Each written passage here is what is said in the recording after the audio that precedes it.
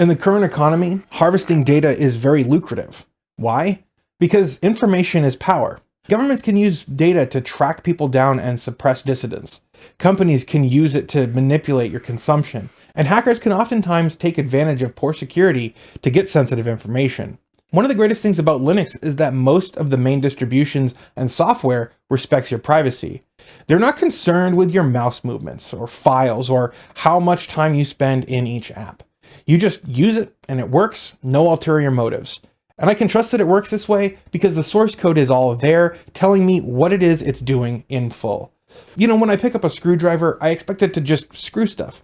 You know, have the tool I own work for me without having a bunch of other stuff going on behind the scenes. I mean, imagine telling a guy 100 years ago that the screwdriver he paid good money for is not his, and it's constantly reporting back to the manufacturer with data like how often it's turned and the owner's GPS coordinates. Crazy, right? This is all very basic stuff for us to grasp in the free software community, but what doesn't get talked about much is how your own toolkit has changed over the years. In 2023, most people on most computers spend the vast majority of their time not spread across different apps, but almost all of it in one app, the web browser.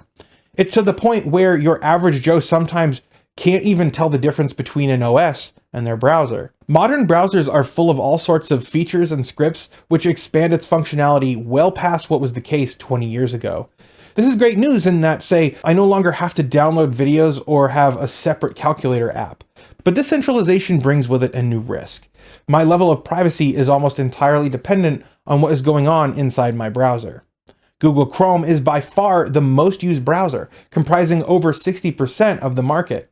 This isn't even getting into the fact that nearly every competitor is based on Chrome as a foundation. Chrome tracks nearly everything: what sites you visit, where you live, the specifications of your device, and all of this is sent right back to Google, who then sells it off to its partners. It's to a point where even the famed incognito mode has been the butt of jokes among many Google employees for years because of its actual lack of privacy. Chrome has a near stranglehold on the market, but it's just near. There still remains a true competitor in Firefox.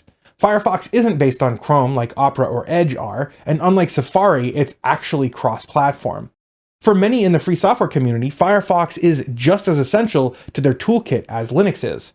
But for many, Firefox isn't to be trusted either, even if it provides a valuable base. And no, it's not just because they keep shoving features like Pocket in your face. It has to do with this idea that Firefox isn't truly private. Wait, people don't trust Firefox? Why is that? Mozilla is a nonprofit, so they don't really need to sell data like Google. If anything, the donations they receive are based on their reputation in the community and their pro-privacy principles, right? Well, it comes back to this mentality in the free software community that a lot of us want to be able to verify, not trust.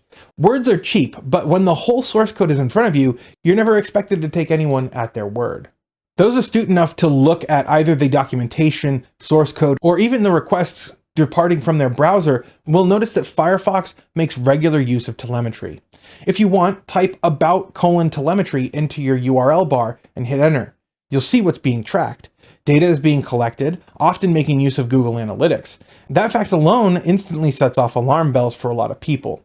I mean, how could they? I thought that they were supposed to be against that. And this raises the question, are they really any better than Google? But before you get too worked up, let's back up for a second.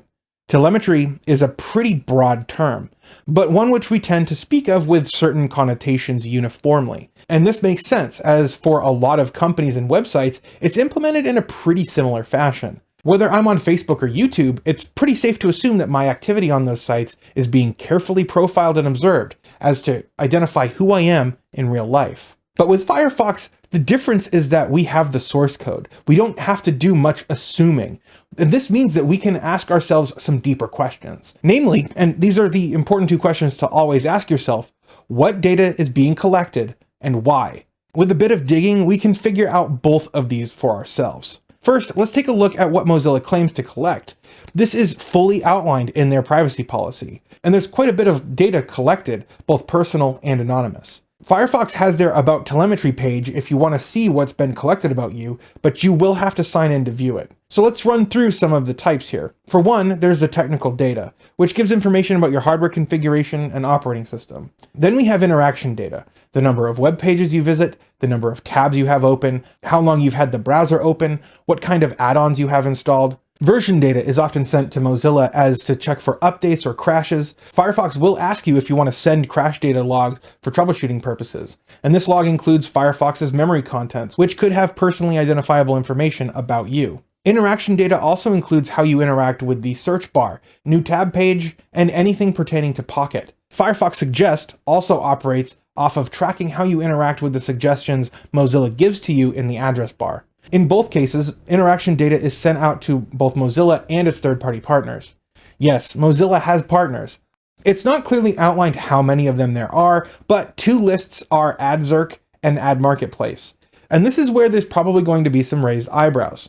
Mozilla does send data over to advertising companies. However, there are some caveats to keep in mind. With the Pocket integration, ASRock does not receive personalized, but rather anonymized aggregated data. You can be singled out from the data collected, and with Firefox Suggest, the data collection is opt-in, available only for certain sets of American users. AdMarketplace by default does not receive anything about you. Now, if you actually examine the requests coming from or going to the browser, of course, there's going to be a bit of trust involved with all this. Even if they're not looking at everything, why does Mozilla even need this data in the first place? Well, just like everything else in this video, that's a question with quite a few layers to it. First, let's talk about why telemetry even exists at all. Yeah, a large part of it is advertising, but that's not the whole picture. Another part of it is being able to effectively troubleshoot and have insight into how users are interacting with your software. The vast majority of users, even those of open source programs, do not submit bug reports, which, as a quick aside, if you don't regularly submit bug reports, do it. It's one of the biggest ways that you can help free software. Realistically, developing a product on the level of complexity of something like Firefox requires some level of aggregate data in order to effectively quash bugs and arguably understand how the user base is making use of features. It's not easy for any web browser, much less one which looks to match Chrome in both features, performance, and stability. If Firefox collected absolutely no data, then that would be a much less compelling competitor to something like Chrome. And from a usability standpoint, it would be awful. In that sense, telemetry collection is inevitable for a lot of software. And for people like us, I think we can understand that it's important to make decisions based on data. But remember our key question: what data is actually needed for this, and who needs to know about it? I don't see why ASRock being in the loop would do much to help my experience. It's fair to assume that data handed over to third parties is being sold, especially given Mozilla's recent track record of financial troubles. I'm going to touch on this subject briefly as there's a lot of room for concern. Mozilla has long made the bulk of its money from search deals. It makes Google the default browser, and Google essentially gives them a lifeline's worth of cash. I mean, 92% of Mozilla's revenue comes from Google. Starting in 2018, this really showed to not be enough as their expenses began to top revenue. Leadership at the organization blamed this on 2017 being a bad year, but following developer layoffs in 2020, leadership again referred to the cutbacks as the product of a bad year. What has not been cut back is the administrative expenses. As of 2020, a third of Mozilla's expenses are administrative costs, essentially salaries for non-technical employees. During this bad year in 2020, the CEO's pay quadrupled. The $2.4 million that she received was over double that of any nonprofit executive in the UK during that period. Apart from cutting costs, finding other ways to generate revenue is another approach to getting out of a rut that they seem to be experiencing. And Mozilla has looked for other ways to fund Firefox, as being entirely dependent on Google is never a good thing. If you remember Firefox VPN or Lockwise, the latter of which would eventually be discontinued, these subscription services were part of an effort to branch out. It's the same for Pocket and the related advertising. It's another way to raise funds. I bring this up to show that there's a catch-22 here that Mozilla has found themselves in. And even nonprofits have to reconcile their balance sheets at the end of the year, especially one of this size. So to answer the question, does Firefox sell your data? Yes. Are they Google? No. Chrome collects and sells identifiable data from its users. Purchase history, voice and video, who you talk to, and so on. On the other hand, most of the data being sent from Firefox is anonymized. One is absolutely justified in being concerned or critical of Mozilla's actions, but at the same time, don't fall into complete hysteria. All of this is concerning precisely because Firefox provides a preferable foundation for the internet than Chrome does. But at the same time, like we said earlier, the whole point of open source is not to have trust. Now that you know what Firefox collects, really there's only one question to ask yourself. Are you okay with that? If so, great. If not, another advantage of open source is being able to modify stuff at your will. And there exist various forks of Firefox committed to giving you an even more complete privacy experience. Which one you pick really comes down to what trade-offs you're willing to make. For example, there's WaterFox. WaterFox is one of the most Firefox-like browsers of all. And you can sign in with your Firefox account through sync, though that data will still go to Mozilla, and pretty much all web pages just work like they normally do. Technical data is still collected, mostly for the same reasons Firefox does it, and your IP is taken on first launch for setting up your default search engine. Telemetry proper, though, has been fully disabled. However, any searches that you do are sent over to your search engine for serving up suggestions. WaterFox does not provide data to third-party advertiser agencies, but the more skeptical of you may suggest that there's a different reason for that. The biggest source of controversy for WaterFox is that it was acquired by an advertising agency. Currently, there seems to be no major changes to the code from before the acquisition or signs of wrongdoing, but understandably, this alone raised some eyebrows. It's also worth noting the original developer has gone on record that he never intended for this to be an ultra-private browser, but one with modest privacy changes and other quality of life features.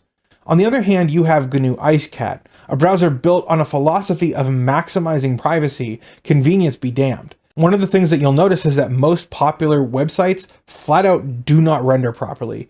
This is because IceCat blocks proprietary JavaScript. There's a whole essay on why this is, but the short answer is that by far the biggest threat to your privacy on the internet is the JavaScript almost every single modern website runs. This is a massive problem, way bigger than your browser even, but it's also so huge that you're essentially at odds with most of the internet if you decide to tackle it. IceCat's maximalist stance is very respectable on a conceptual level, but for the majority of users, chances are that it's just not going to provide a usable experience. Regardless of if you're truly committed to a fully Libre web experience, you're not going to find much else. Then you have LibreFox, which is somewhere in the middle. LibreFox is run by a community team rather than a company or a nonprofit. They outright reject donations. That rejection of donations means that the developers are also less beholden to support the project long-term if they no longer choose to. There's no telemetry, but JavaScript is enabled, so browsing the web works fine by default. Google Analytics is not used at all, unlike in Firefox. There's a smaller team, so there's some bugs, such as HTTP2 web pages mistakenly showing a warning, but the majority of pages work fine. You cannot sign into your Firefox account to sync, so keep that in mind. Overall, though, it's very promising, even if it is a rather new and relatively small effort. But you don't even necessarily need to go with a fork of Firefox if you're looking for alternatives to the default experience. To Mozilla's credit, Firefox itself is very customizable to the point that all telemetry can be disabled in the settings menu. You can do this manually, but there are a lot of settings to toggle to properly insulate yourself. Custom scripts such as ArcandFox exist as a drop-in replacement to seal up your existing Firefox installation. It's just a matter of replacing your current user.js with the one provided. Instructions on how to do this can be found on their GitHub page, linked in the description. In short, Mozilla does collect data on you, some of which for less than altruistic reasons. But at the same time, it's important to keep in perspective why data is being collected, and know specifically what is being collected. That sort of nuance helps to not just protect you as an individual, but also allows us to judge as a community what is or is not an acceptable trade-off to ensure that we have the best software available to us and the world at large. After all, widespread adoption is still the goal, and part of that is making a competitive product. That product hasn't changed, and regardless, we still have a choice. You can choose to lean heavier on the privacy side with trade-offs if you don't mind the inconvenience. There's a lot of forks built on the Firefox base that do just that, but it's that base that makes it possible. Chromium has a near monopoly, and if it gets a full monopoly, Google could pull the plug at any time. Firefox provides the last bulwark here, and that really needs to be taken seriously. Other Libre browsers based on an entirely different foundation, such as Falcon, come nowhere near close to the ability of Firefox to work with the modern web, and that gap really speaks to the necessity of the base. If there's any takeaway that you should have from this, it's that you don't have to choose between protecting the base and your own data sovereignty. Look into what's being collected, contribute to forks, and please, please, please submit bug reports. That's the best way for software, especially those without telemetry, to tell what's wrong. We have to pick up the slack where we can and choose to abandon Google Analytics. I'd like to know what you think though. What's your take on all of this? Leave me a comment and let me know. I would love to hear from you. I want to give a special shout out to my friends over on Patreon and my YouTube members. It's because of these fine folks that I am able to continue making videos just like this one. If you believe in the work that I'm doing and you want to help this show grow, consider making your pledge with the links below. And thanks. That's going to do it for now though. Thank you so much for spending time with me here today, and I'll see you next time.